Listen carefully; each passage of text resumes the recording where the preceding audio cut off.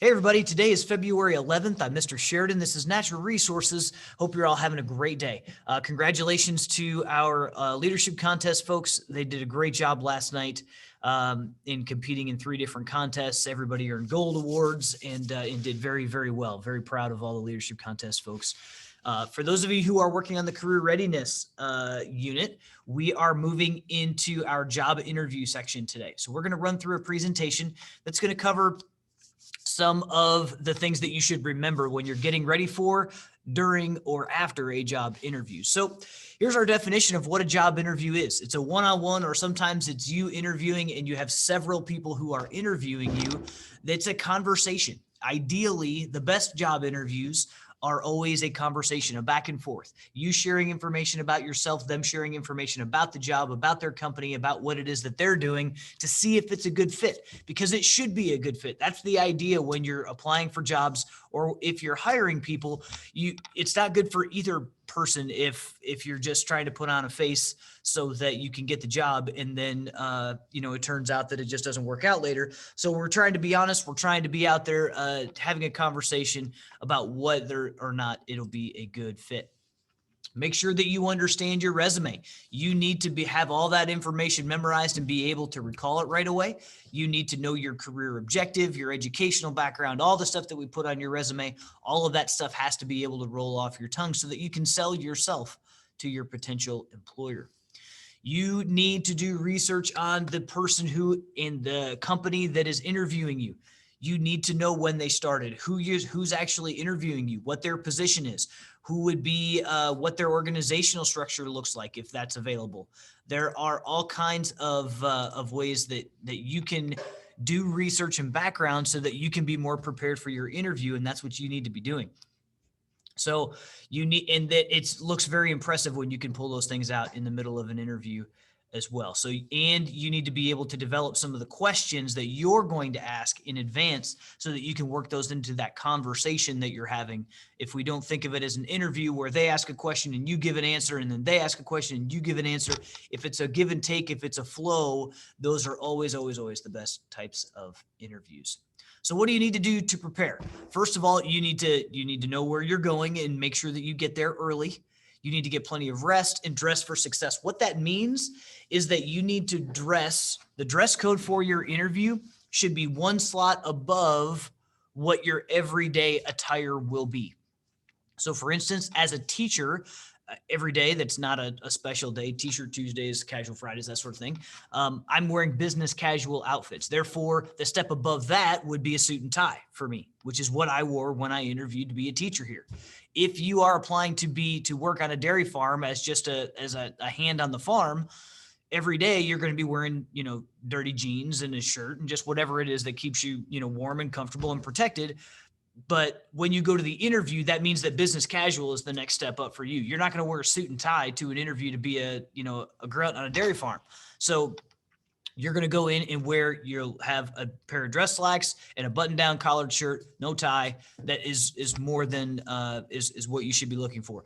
Ladies, same goes for you. If you're applying for a job at a fast food restaurant, you shouldn't wear a dress into the interview. You're going to wear that next step up to, and by dress, I mean like super duper fancy stuff. You need to be one step above what your actual everyday outfit will be. Mental preparation. You need to be practicing in mock interviews. You need to be answering questions. You need to know what stories you want to tell so that you can work them into the conversation as you are interviewing. You also need to take extra resumes and a copy of your references as well so that you can hand those to those folks. I would recommend some sort of what we call a portfolio, which would be they make lots of different types of them, but a place for you to, number one, you need to have a place for your extra resumes and copies of your references. You also need to have in there some sort of anything that you can write on. You need so that you can take notes during the interview if necessary. I'm going to break down the 5 stages of a job interview, what they typically look like. going to start off with an icebreaker. Just you're working out some of the butterflies. Both people are typically nervous in a job interview. They want to find somebody who's really special, and you're nervous and want to do well. So when you walk in, it's going to be some talk about the weather, your favorite sports team, what's going on in your life, how's your kids, that sort of thing. Can be, the way that those conversations start.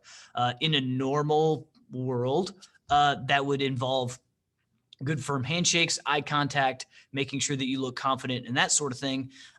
In the COVID world we live in, it's a little bit different that way, but you can still maintain lots of eye contact, speak up, be proud, and make sure that you're speaking clearly and can be heard. Then we're going to get into giving some of your resume type stuff. You're going to give more context to your resume. You're going to talk about your abilities and your skills and the things that you've done in the past and how they will work for this particular job. Again, we're trying to do this in a give and take, back and forth type scenario where they're asking you some questions, but it feels more like a conversation as you're telling them the reason why you're qualified and why you'd be great at this particular job. Next, they're going to go into, it's their turn to talk about the organization, to talk about what it is that you're going to be doing, to talk about what, you need to, what they're looking for. This is typically a place where, you're going to learn a little bit about exactly what their culture's like and that sort of thing, and get a chance to learn more about, because that's what an interview can be too. You may find out during the course of an interview that's not a place that you want to be, and that's okay, but you need to figure that out as you're going through there. And the place that you're going to do that is when they're teaching you about their organization. Next is time for your questions, and a lot of those are going to be directed around this type of this type of organization stuff that you need to be asking questions. So you're going to be asking about, the training. You're going to be asking about what their culture is like. You're going to be asking about what, the organizational structure is like. Who would you report to? Those sorts of things. You need to be asking questions back and forth so that you can get a good idea of what that job is actually going to entail. This is not the time to be asking, especially if this is a first interview situation. This is not the time to be asking how much money you're going to make. This is not the time to be asking what the benefits are. This is not the time to be, getting into those nitty-gritty details. This is trying to figure out whether you're a good fit for this particular position. And finally, there's the close and follow-up. Again, we're talking about, in a normal world, handshakes, good eye contact, looking confident, standing up straight, being dressed professionally. And this is a big one here, folks. We need to be sending thank you notes, somehow acknowledging that, thanking that person for their time and that you are very interested in the position, if that is the case, and that you need to, or what the next steps are to follow up with them in order to move the process forward. A few tips in here that let's go through these. So it's a two-way process. We've talked a ton about this conversation, that it shouldn't be if there is ever a yes or no question, there's also and or because or that yes or no answers are not okay. So in the course of an interview, they're probably going to ask 7, 8, 9 questions, something like that. That interview should last, 15, 20 minutes, half an hour, just based on those few questions, because you're elaborating, you're asking questions during this. It's a back and forth. So the interview begins the minute you step on the property. As soon as you get out of your car, you are interviewing. Don't get out and tuck your shirt in and get your tie straight and, walk up and, scrape your shoes off on the curb, that sort of thing. As soon as you are on that piece of property, you are representing yourself. So you need to get in there and make that good impression. We're always trying to be positive. You need to think like the employer. What kind of person do you think that they're looking for? So you need to, this is a big one here too, folks. Nothing good comes from criticizing past employers or coworkers. You can explain why you left another position or why you didn't, or why you were asked to leave the last position without getting super negative about that employer or your boss or the culture or anything like that. You can talk your way through that without criticizing other people, because it just makes you sound negative and it makes you sound like you're not the kind of person that they're going to want around their type of organization. So you need to be aware of inappropriate questions. Folks, it's okay not to answer a question if you think it's inappropriate. There are laws that protect you in that case. There are some people who think it's fun or cute to throw in an inappropriate question to see how you respond, to kind of throw you off your game. That it's, first of all, it's illegal, and you shouldn't.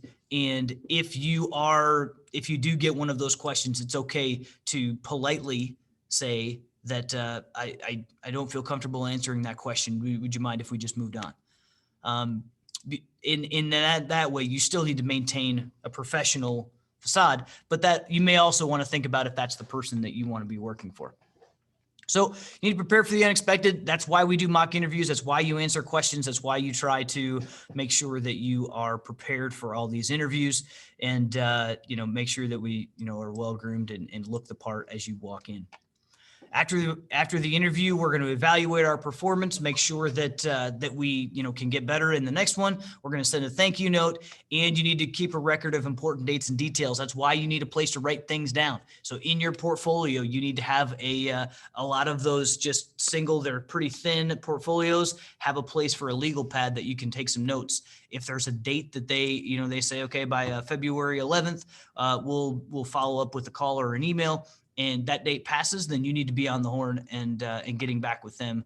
And there may be a perfectly good reason why they didn't, but you need to make sure that you're at the front of their mind. And finally, be confident. The whole purpose of this job interview is for you to sell yourself and there's some people who are more comfortable with these interviews than others, but we're going to try to have a good time. We're going to try to be positive and upbeat. Those are the kind of people that we all want to work with. So so you need to make sure in setting up mock interviews is always the best policy. So with that, I would like all of you to, and actually I'm going to share my screen one more time because I want you to go in.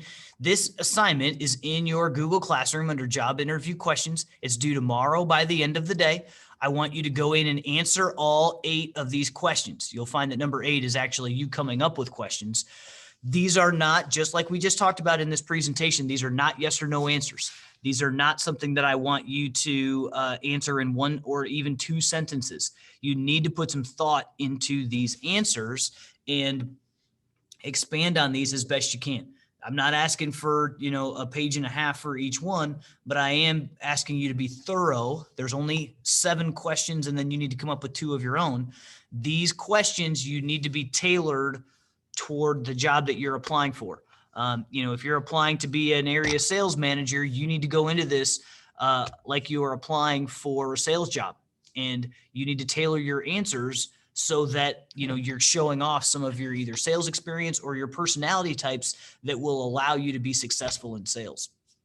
So there's your assignment. It's due tomorrow by the end of the day. Please email me if you have any questions, and I will see you all back here again tomorrow.